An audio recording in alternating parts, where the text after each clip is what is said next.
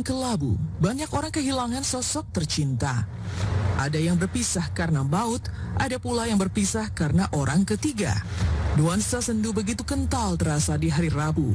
Suasana ini juga yang dialami Baim Wong ketika menghadapi putusan cerai. Baim yang datang didampingi kakak-kakaknya untuk mendengar langsung hasil putusan, akhirnya bisa bernafas lega ketika Pengadilan Agama Jakarta Selatan mengabulkan gugatan cerai yang dilayangkan pada Paula sejak 7 Oktober 2024 lalu. Dan di momen itu juga, Baim akhirnya bisa tegakkan kepala ketika tudingan dugaan Paula berselingkuh ternyata dinilai majelis hakim terbukti. Hadir, bagaimana caranya? Saya mengajukan permohonan.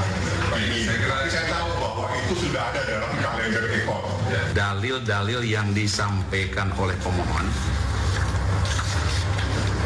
tentang adanya perselisihan dan pertengkaran dalam rumah tangga pemohon dan termohon itu dinyatakan oleh majelis hakim terbukti.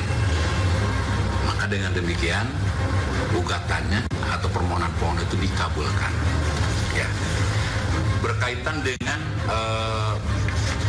tentang adanya pihak ketiga, ya, juga di dalam persidangan majelis hakim juga menyatakan itu terbukti. Akhirnya apa yang selama ini diperjuangkan Baim dalam menyingkap tabir keretakan rumah tangga karena orang ketiga ternyata bukan isapan jempol.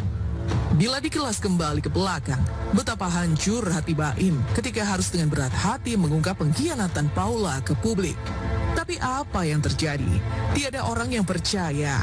Tapi hari ini semua tudingan yang dilayangkan ke Paula termasuk dugaan adanya orang ketiga akhirnya terbukti. Saya memang bisa dibilang dikhianati sama dua orang rekan saya. Dari pihak perempuan sama laki-laki. Yang laki-lakinya itu adalah teman baik saya sendiri. Selain terbukti ada orang ketiga dalam rumah tangga Baim dan Paula, berdasarkan keterangan para ahli, keretakan pernikahan itu juga berdampak pada kesehatan mental anak-anaknya. Ini juga yang menjadi bukti bahwa sejatinya bukan Baim yang menjauhkan anak-anak dari Paula, melainkan sebaliknya, anak-anak masih trauma bertemu Paula.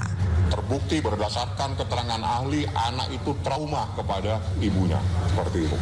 Aneh apabila seorang anak itu takut dengan orang tuanya, itu aneh.